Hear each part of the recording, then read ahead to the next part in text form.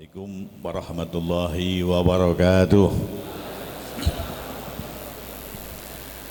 Ala kulli niyatin salihah wa ala ma nawaw bihi salafuna salihun. Ajarakumullah. Al-Fatihah. A'udzu billahi minasyaitonir rajim. Bismillahirrahmanirrahim. Alhamdulillahi rabbil alamin arrahmanir rahim maliki yaumiddin. Iyyaka na'budu wa iyyaka nasta'in. Ihdinas siratal mustaqim. Siratal ladzina an'amta 'alaihim ghairil maghdubi 'alaihim waladdallin. Amin. Alhamdulillah. Alhamdulillahi rabbil alamin wa kafa. Thumma salatu wassalamu ala sayyidina wa maulana Muhammadinil Mustafa wa ala alihi wa sahbihi ahli sidqi wal wafa. Amma ba'du. Para habaib, para kiai, para alim ulama, para sesepuh yang senantiasa saya hormati, wabil khusus Janabil Karim Romo Kiai Ubaidillah Sodakoh Gus Inam. Beliau ini doktor, bentar lagi profesor. Nek kulo tetap provokator.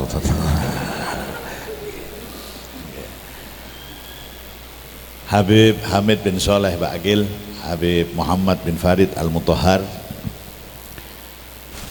jajaran Badan Pengelola Masjid Agung Jawa Tengah yang saya hormati, pengurus Risma JT dan segenap anggota Risma yang saya cintai, para hadirin wal hadirat yang dimuliakan Allah Subhanahu wa taala. Alhamdulillah.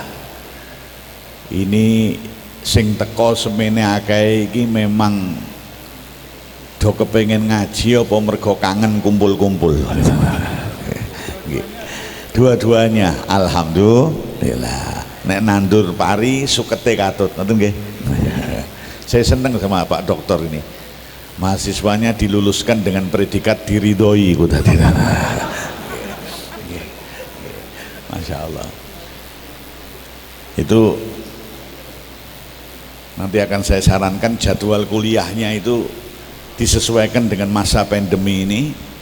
Jadi kalau hari Senin itu libur puasa sunnah, hari Selasa itu prai bar poso, hari Rebu prai persiapan poso Kemis,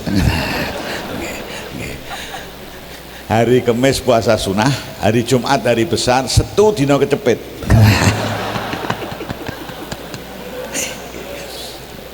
Jadi prai terus ya. Alhamdulillah. Ya mudah-mudahan nanti pada kajian-kajian yang lain yang malam hari ini dibuka secara resmi semua bagian kajian itu. Ada kajian Jamilah, ada Karim, ada wis sak modele saiki, sebab singkatan sekarang ini macam-macam, kalau ngapal kan mumet saya. Ada jamaah pengajian namanya Ramayana, Ratib Manakib Yasin Nariyah, ngono iku. Ana meneh Rama Sinta, Ratib Manakib Yasin Tahlil, ngono macam-macam. Makanya ada yang minta sama saya, Bib punya saya namain apa? Tak sini Joko Tingkir, ngono wae. Lha itu artinya apa? Joko iku sing disejo teko, tingkir sing digeting semingkir, ngono ae. Terus pokoknya singkatannya macam-macam. Nah, berbagai macam bagian kajian-kajian niku yang selama pandemi ini. Emang namanya aja ini kan virusnya itu virus konora, konora sekolah, orang ngaji, konora Jumatan, orang terawehan. Jadi virusnya ini istimewa, konora. Dan dampak daripada virus ini istimewa, bukan hanya manusia hidup, yang mati itu kena dampak. Jamaah tahlilan kurang kok. Jadi yang mati ini lu kepiye kiriman ora teko-teko corona. Jadi corona ini terkenal sampai ke alam kubur. Bahkan bukan hanya manusia dampaknya ini, sampai malaikat pun juga kena dampak. Malaikat sing bagian nyateti pengajian umum sing gede-gede iku prai kabeh iki. Ya, istighosah yang dihadiri 10.000, 15.000, 6.000 prai kabeh. Ya, ya baru malam ini mulai kegiatan lagi ini. Ya mudah-mudahan di kegiatan-kegiatan selanjutnya dan masing-masing unit pengajian ini tetap akan makmur semacam ini ya, dan kita bersama bisa mengambil hikmah ya, hikmah daripada apa, kita berada di masa corona, di masa konora ya. Kenapa mesti pakai masker ya, ini saya nggak pakai maskernya monggo sar. Kalau saya pakai masker gini tidak bisa ngomong. Kenapa mesti kita pakai masker? Kenapa mesti jaga jarak? Kenapa mesti apa? Menjaga kebersihan apa? Khususnya cuci tangan dan sebagainya. Ini ayo kita ambil hikmahnya. Yang kalau kita mampu mengambil hikmahnya, insya Allah bukan hanya pada masa corona, bahwa kita bermasker, kita menjaga jarak dan kita menjaga kebersihan, itu nanti sampai corona wis minggat, tetap harus apa? Harus begitu. Bermasker maknanya apa? Dengan kita masker begini ini, kalau di masa corona insya Allah orang nulari wong, ya insya Allah nggak ketularan wong. Tapi nanti di masa habis corona, makna bermasker ini wong nek nganggo masker itu ben ora kakean cangkem ngono lho.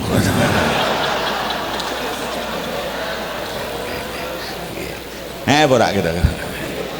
Wong itu kok wong itu. Ben ora kakean apa? Sebab yang banyak membuat kerusakan itu tampaknya kecil, tapi mulut kita, hubungan persahabatan rusak, hubungan persaudaraan rusak. Itu kok moto ki ono apa to? Terus ngono kiai mbok siliti warepmu iki piye ta? Aku tak maskeran biar mambu kowe.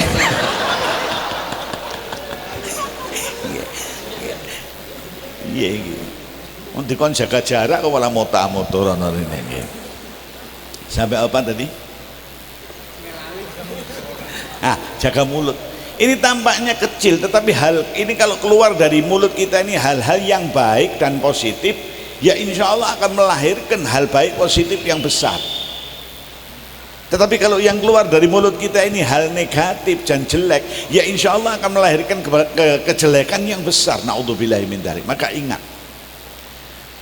ketika Kanjeng Nabi Shallallahu Alaihi Wasallam diperlihatkan oleh Allah tentang keadaan neraka, kemudian ditanya oleh sahabat, bagaimana ya Rasulullah, kata-kata itu yang melebet neraka niku mergo napa? Bihasa idi alsinatihim.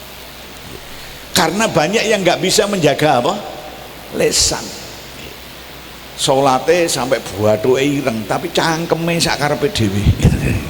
Ora ono kuwi. Tidak bisa menjaga lisan illa bihasaidi alsinatihim. Mereka banyak terjerumus di dalam neraka karena tidak bisa menjaga lisannya. Nah, kita bermasker ini otomatis omongan ini dijogo. Nah, ayo bermaskernya itu bukan hanya pada masa pandemi. Nanti selesainya pandemi kowe tetap maskeran, tapi dalam makna iso njogo apa? Lisan. Nggih. Ini maskernya ada yang dipakai, ada yang enggak dipakai, ya monggo, tapi saya anjurkan dipakai ya. Itu sampean pakai masker, saya pakai maskur. Ya. Menjaga lisan kita ini supaya terhadap orang lain yo dijogo, kepada diri sendiri juga dijaga. Ini tampaknya kecil, sepele, tetapi penting. Hifdzul lisan ini, hifdzul lisan kepada orang lain kita omong yo hati-hati, kepada diri kita sendiri juga hati-hati.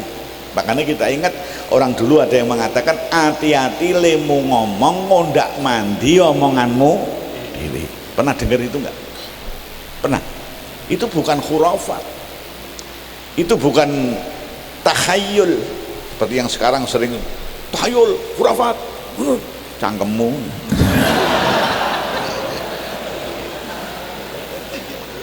Itu bukan takhayul, itu arifnya dan pinternya orang-orang dulu di dalam memahami isi Al-Quran.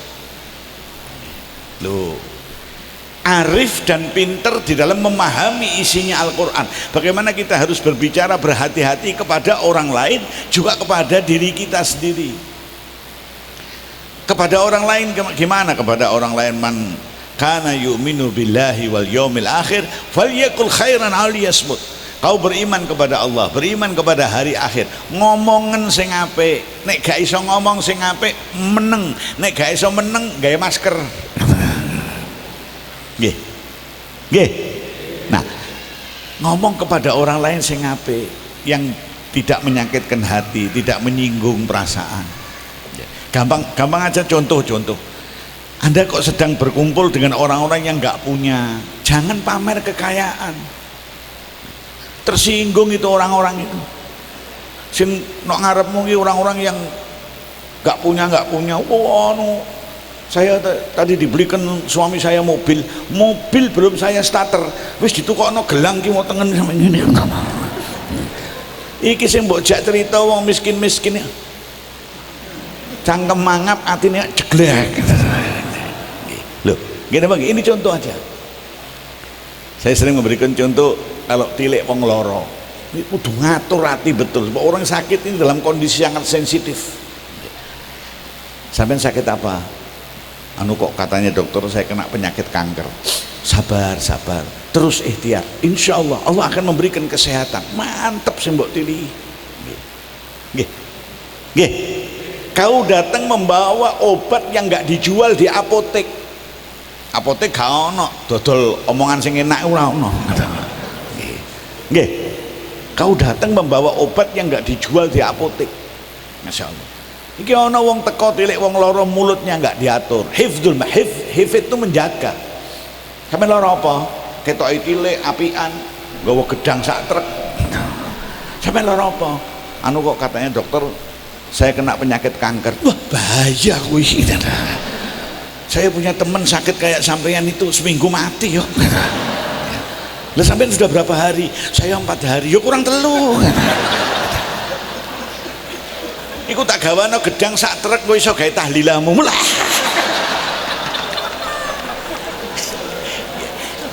Ini satu contoh. Ngomong sak cemplok, coba rasakan. Sakit hatinya orang yang sakit itu tambah loro, tambah ya Allah, kok ana baki tak tampak tenan jangan.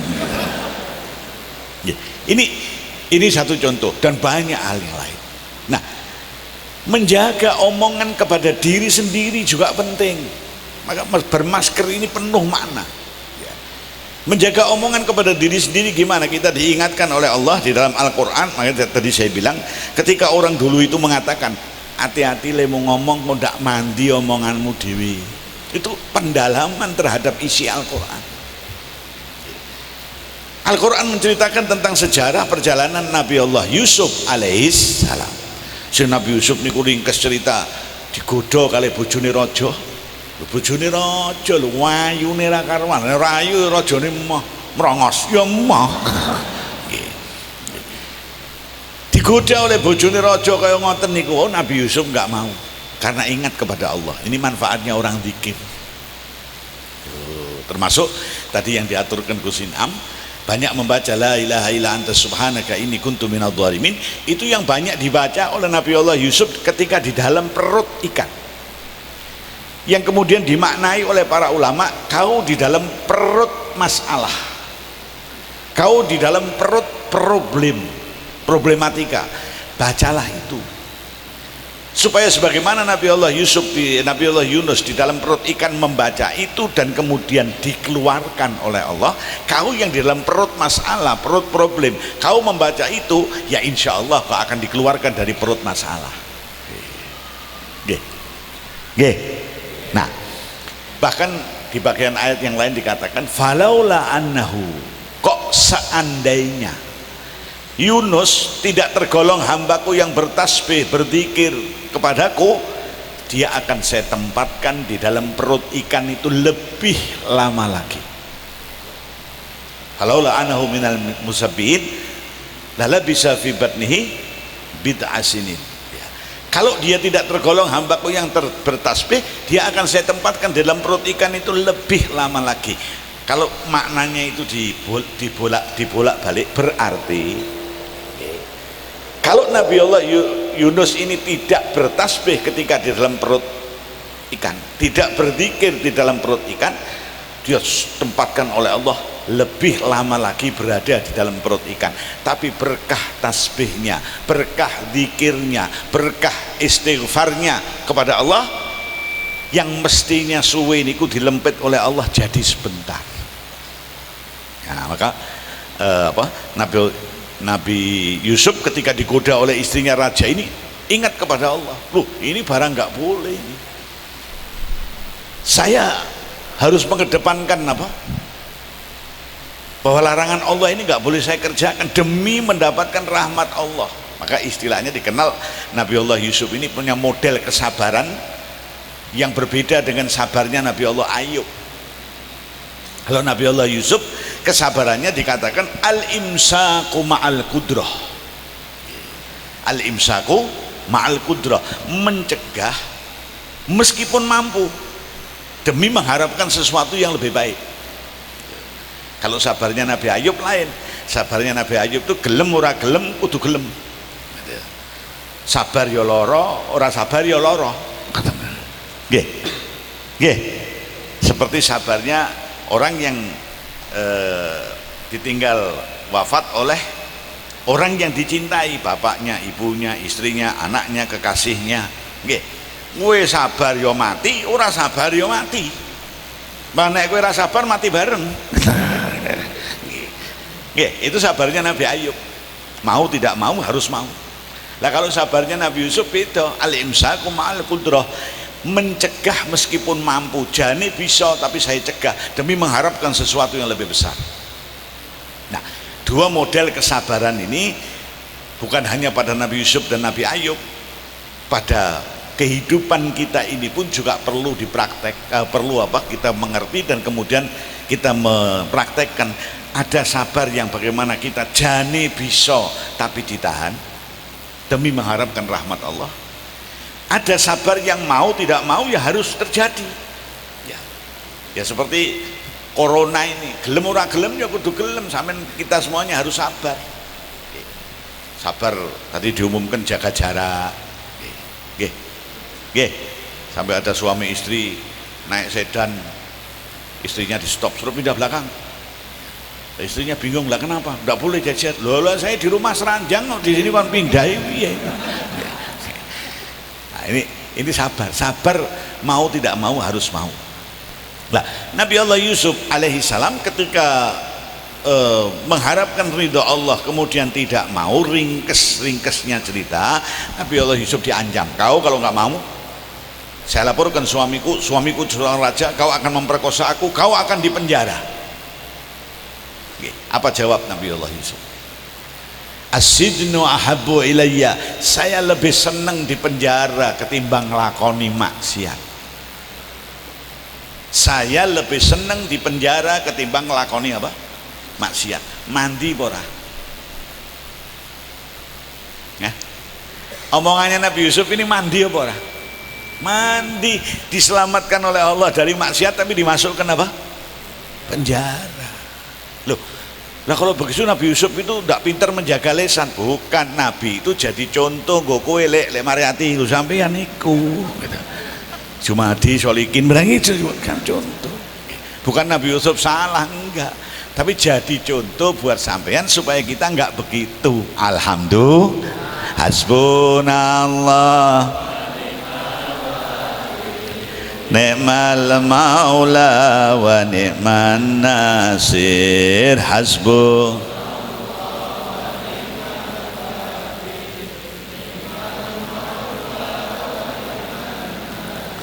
Nah, sering saya sebutkan ada satu kejadian yang beberapa kali saya ceritakan, tetapi maaf, bisa jadi kejadiannya sama tetapi sebabnya berbeda. Satu hari saya pernah ada tamu wong wedok kayak yang disebutkan Gus Inam tadi, ayu nih karu-karuan, ayu gulunya aja putih, kalau minum kopi kelihatan hitam lewat. Wong sikile wae kiwa kabeh Bang. Tapi sambatnya, maaf ini saya tidak menyebut nama jadi nggak apa-apa. Sambatnya itu sampai umur 37 tahun belum ada yang minta. Lu padahal ayu lu. Lah biasanya bocah ayu itu sudah lulus SMA wis dipesen no. Nek lulus gawe anakku ngono biasane iki. Lah iki kok sampai umur 37 belum ada yang minta. Saya pikir ini pasti ada something wrong. Ada apa? Ada sesuatu yang ngerong pokoknya.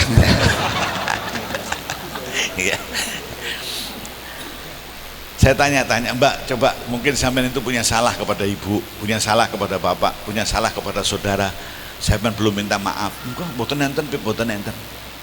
Ini kalau orang Arab bilang musmakul, nggak masuk akal. Wong ayune kok ngene sampai umur 37 kok urung ono sing apa? Ya lho, nek sampean mesti wah kowe iki santet mesti Mbak, kowe mesti ngono gitu. Karena kita sering biasa menyalahkan orang lain, itu sudah dari sejak kecil ya, diajari begitu. Makanya kalau sampai jadi orang tua jangan pernah ngajari anaknya begitu.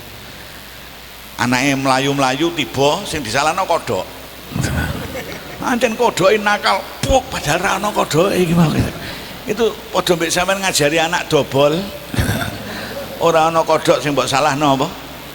Kedua, sampai mengajarkan kepada anak kebiasaan tidak bertanggung jawab terhadap kesalahannya sendiri.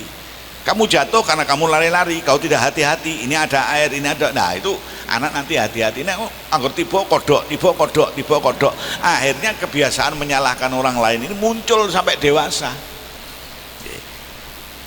Kesebelasan sepak bola kalah, wasite orang kenal. Ngono ki ana. Teko wonge. Nah, berpengadilan kalah, wah hakime ora jujur. Nah, karena biasa nyalahi apa? Termasuk iki mau. Wah, iki mesti disantet ini. Wah, ya jangan. Terus gimana, Mbak? Mboten Beb, alhamdulillah kula wis ngene-ngene. Sampean mulai sik, banyak istighfar, banyak apa? Baca sholawat. Nanti beberapa hari kemari, saya tak lihat. Belakang berapa hari kemudian datang, wah Beb, saya jadi ingat mungkin ya semua mungkin nggak apa-apa Mbak, istighfar yang penting ya. Dulu ketika di pondok saya itu punya temen sak godaan sak kamar, tiba-tiba satu hari itu pamit sama saya, Mbak aku tak pamit, aku harap mulai loh, dia kok mulai kenapa? Saya oleh abah saya mau dinikahkan. Oleh abah saya mau dinikahkan. Loh, lah sampean kok moro-moro arep nikah iki kowe kenal apa ora ambek bocah lanang iki? Saya enggak kenal, saya manut aja abah dan kiai pasti akan milihkan yang terbaik. Saya manut aja. Wah, mek kawin kok kaya ngono. Ane aku mung trimo ngono ora kawin ya ora apa-apa. Mandi ora? Mandi ora? Sampai umurnya yang segitu dengan wajah penampilan yang baik, karena ucapannya jadi tidak kawin-kawin. Alhamdulillah. Naudzubillahi. Nah, ini yang saya sebut sebagai hifdzul lisan, menjaga lisan untuk diri sendiri. Lah, yang kayak begini ini tampaknya sepele tetapi sering terjadi dalam kehidupan sehari-hari. Dengar orang mau haji, aku harap haji Mbak, insya Allah diajak abah saya. Lah sampean kapan? Mestinya kan kalau kita ditanya begitu, doakan insya Allah mudah-mudahan Allah memberikan jalan. Orang kok terus, halah aku ora bakal mampu. Wong kaji kuwi larang, mbok sampai jengking ya ora kaji-kaji. Ya akhir ya mandi, kowe mbok sampai jengking ya ora mangkat-mangkat. Nah, tampaknya sepele. Maka orang dulu sering mengatakan hati-hati lemu ngomong ngondak mandi omonganmu dewe. Nah, ini paling tidak bagian yang bisa kita ambil hikmah dari kita bermasker di masa pandemi ini, supaya gak gampang ngomong sing ora-ora baik kepada orang lain maupun kepada diri kita sendiri. Hasbunallah ni'mal maula.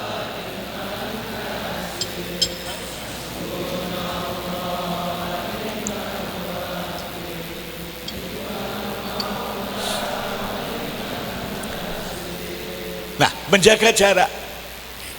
Menjaga jarak itu bukan hanya ketika kita pada masa pandemi ini harus jaga jarak dengan niatan apa?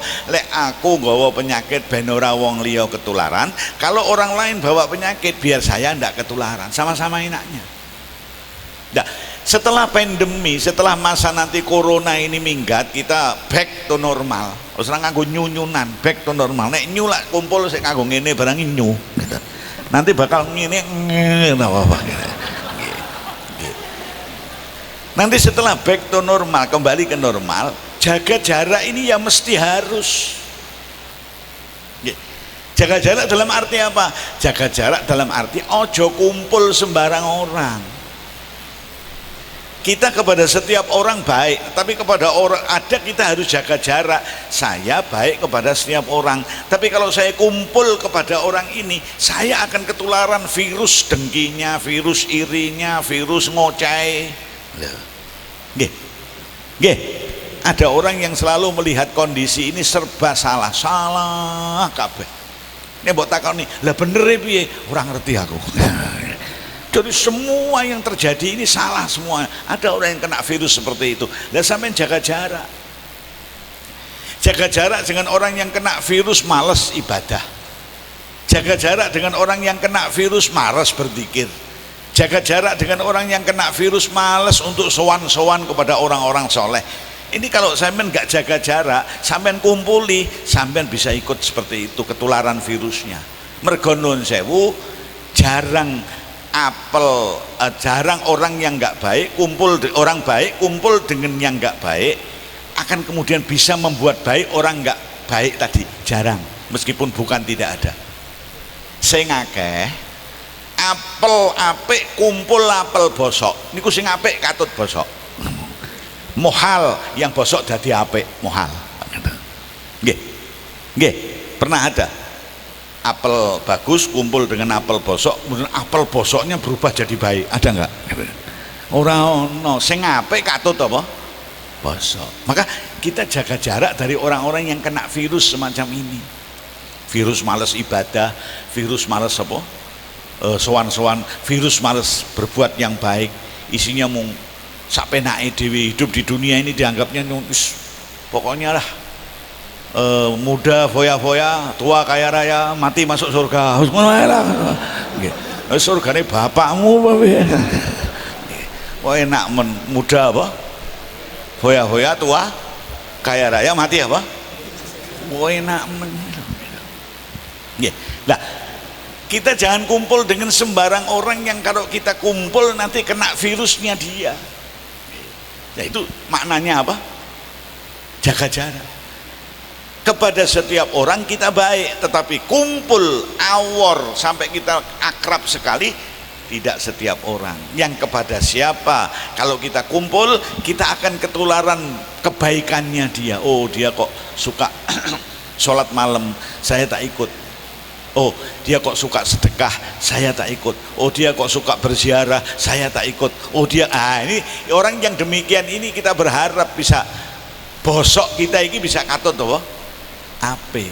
Amin Allahumma. Maka jaga jarak setelah pandemi ini pun tetap kita praktekkan, tetapi bukan dalam urusan virus corona, dalam urusan kita supaya tidak ketularan virus orang-orang yang nggak baik tadi itu. Amin Allahumma. Amin Allahumma. Saya kira itu wis jam 10 luweh ben sampean kata Pak Gus Sinam tadi sudah kait mulai bar maghrib. Nah, nggih. Dari mulai bar maghrib kasihan sudah banyak yang begini. Ya. Dah, insyaallah mudah-mudahan sehat semuanya. Selamat semuanya. Ya. Dan setelah pandemi ini saya pernah memuat doa setelah lockdown insya Allah akan ada lockdown. Setelah lockdown akan ada apa? Lockdown. Yakin kita karena inna ba'dal usri yusra, dan itu disebut di dalam surat Al-Insyirah 2 kali. Kalau Allah sudah menyebut 2 kali kok kita masih ragu, ya wa'fu anna waghfir lana. Sedang sekali saja kita sudah yakin sepenuhnya. Ini apalagi 2 kali. Alam nasyrah laka sadrak wa wada'na anka wizrak alladzi anqadha dhahrak wa rafa'na laka dzikrak. Terus apa? Inna ma'al usri yusra fa inna ma'al usri yusra. 2 kali. Setelah yang enggak enak akan datang yang enak, setelah kesulitan akan datang kemudahan. 2 kali Allah menyebutnya. Maka kalau sudah 2 kali kok masih ragu setelah enggak enak ini, tetap ra enak terus, oh ya wis, mandi omonganmu. Tapi kalau setelah enggak enak ini, Allah maha bisa untuk mengganti dengan yang enak-enak. Amin Allahumma amin Allahumma amin Allahumma. Rabbana taqabbal minna innaka antas samiul alim wa tub alaina innaka antat tawwabur rahim. Rabbana atina fid dunya hasanah wa fil akhirati hasanah wa qina adzabannar. Rabbana hab lana min azwajina wa dhurriyyatina qurrata a'yunin waj'alna lil muttaqina imama. Ya farijal ham ya kashifal gham ya man li abdihi yaghfir wa yarham. Ya farijal ham ya kashifal gham ya man li abdihi yaghfir wa yarham.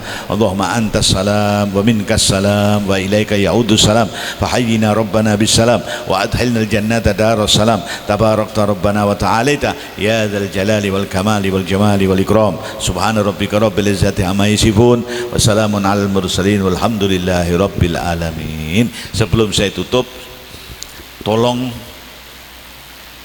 nanti ketika mulai pengajian rutin di masing-masing, ada kami, ada Jamilah, ada Karim, ada macam-macam, tadi ada malam Ahad di sini ya. Anda kalau berangkat itu nggowon konco siji ya, yang belum mau ngaji dijak supaya ngaji.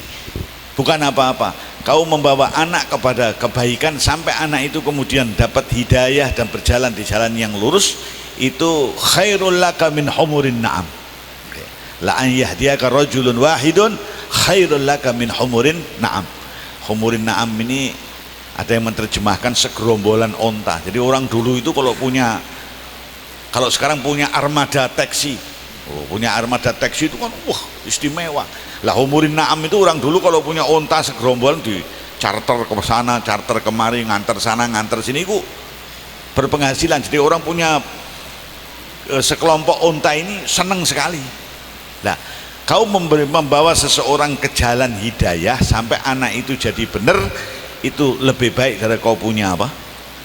Onta-onta yang banyak ini tadi. Ini ibarat yang sangat istimewa supaya kita mau ngajak temen.